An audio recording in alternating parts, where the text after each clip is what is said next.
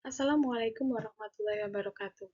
Perkenalkan, saya Apoteker Carla Royana Heliati, Sarjana Farmasi, mahasiswa Mars Universitas Muhammadiyah Yogyakarta. Pada kesempatan kali ini, saya akan mempresentasikan tentang penerapan Lean Management di rumah sakit. Namun, pada kesempatan kali ini kita akan berfokus pada penerapan Lean Management di instalasi farmasi rumah sakit. Definisi dari Lean Management adalah suatu pendekatan dalam pengelolaan organisasi yang berfokus pada peningkatan nilai bagi pelanggan dengan cara mengidentifikasi dan menghilangkan segala bentuk pemborosan dalam proses bisnis. Konsep Lean Management ada tiga. Yang pertama, optimalisasi proses. Kita mencoba menghilangkan aktivitas yang tidak bernilai tambah dalam alur kerja kita. Yang kedua, fokus pada nilai, mengidentifikasi dan memaksimalkan nilai bagi pelanggan atau pasien. Kita berusaha untuk mengetahui dan mengidentifikasi nilai-nilai apa yang diharapkan oleh pasien. Misalnya, pasien menginginkan pelayanan yang cepat dan tepat. Maka kita berfokus pada nilai tersebut saat penerapan Lean Management. Dan yang ketiga, perbaikan berkelanjutan, menciptakan budaya peningkatan kualitas yang terus-menerus. Lean Management merupakan sebuah proses, tidak bisa diwujudkan dalam waktu singkat, sehingga perbaikan berkelanjutan harus kita lakukan agar tujuan dari Lean Management dapat kita capai. Manfaat penerapan Lean Management ada tiga. Yang pertama adalah efisiensi waktu, mengurangi waktu tunggu dan meningkatkan kecepatan layanan. Kita tahu bahwa unit farmasi adalah unit yang paling sering mendapatkan keluhan terkait waktu tunggu obat, terutama waktu tunggu resep racikan, yang proses penyiapannya lebih lama dibandingkan resep jadi. Yang kedua, penghematan biaya.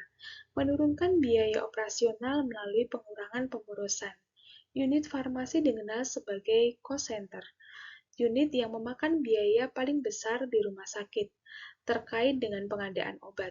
Oleh sebab itu, penghematan biaya diperlukan agar dapat menekan kerugian rumah sakit yang ditimbulkan dari stok kadaluarsa maupun stok obat yang tidak jalan. Dan yang ketiga adalah kepuasan pelanggan, meningkatkan kualitas layanan dan pengalaman pasien. Prinsip-prinsip Lean Management ada 5.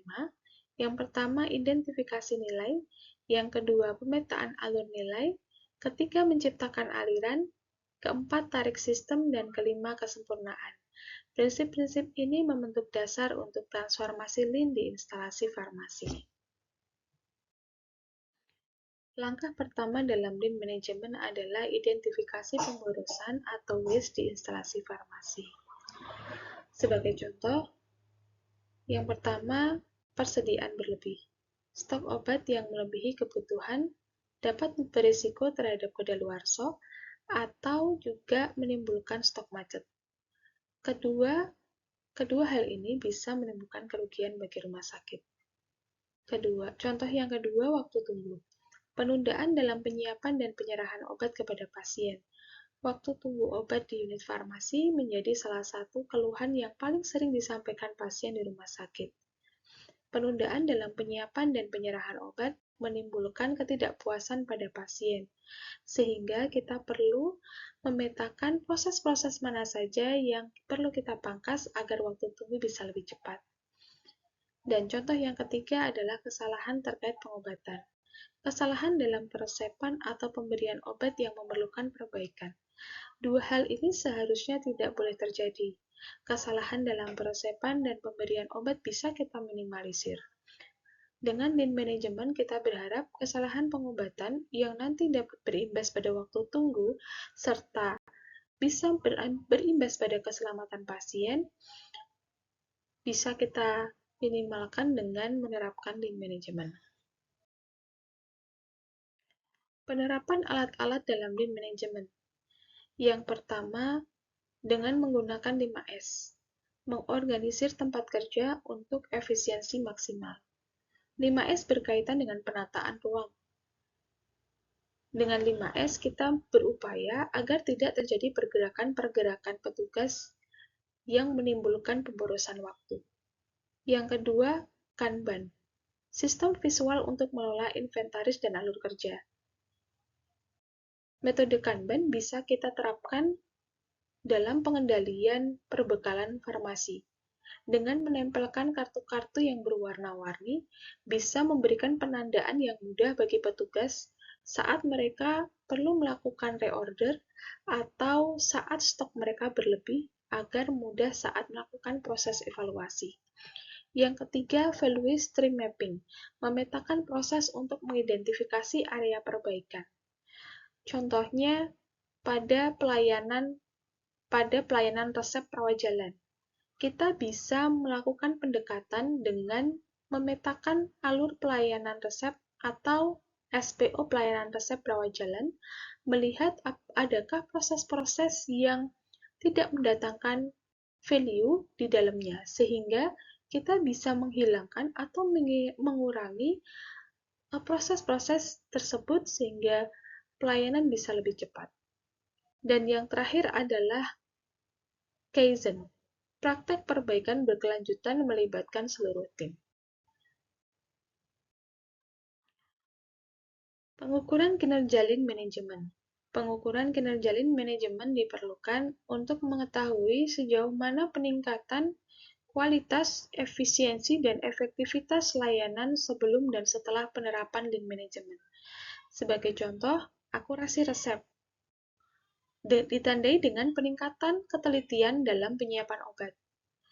Bisa juga pengurangan waktu tunggu, mempercepat layanan kepada pasien, dan yang terakhir penurunan biaya operasional. Kita melihat dari efisiensi dalam penggunaan sumber daya.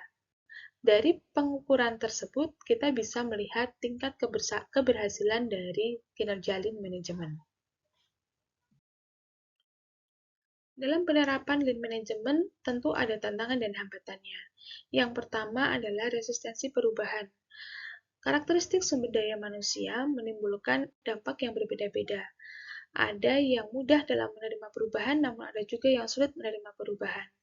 Hal ini bisa disebabkan karena kurangnya pelatihan dan pemahaman petugas terhadap dampak penerapan lean management. Ketiga, keterbatasan sumber daya, dan yang terakhir adalah kompleksitas regulasi. Mengatasi tantangan ini membutuhkan komitmen dan pendekatan secara sistematis. Langkah-langkah implementasi lean management. Yang pertama, analisis situasi saat ini. Identifikasi area yang memerlukan perbaikan. Bisa melihat dari keluhan-keluhan pasien yang paling banyak, atau bisa melihat dari dampak yang ditimbulkan atau kerugian finansial yang ditimbulkan akibat proses yang tidak sesuai.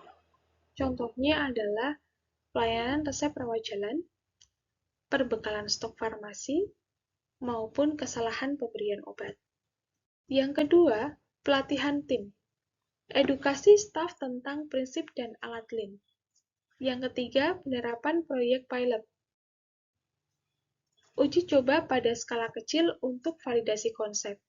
Evaluasi dan penyesuaian, analisis hasil dan lakukan perbaikan yang diperlukan, dan yang terakhir adalah implementasi secara menyeluruh. Terapkan lean di seluruh instalasi farmasi.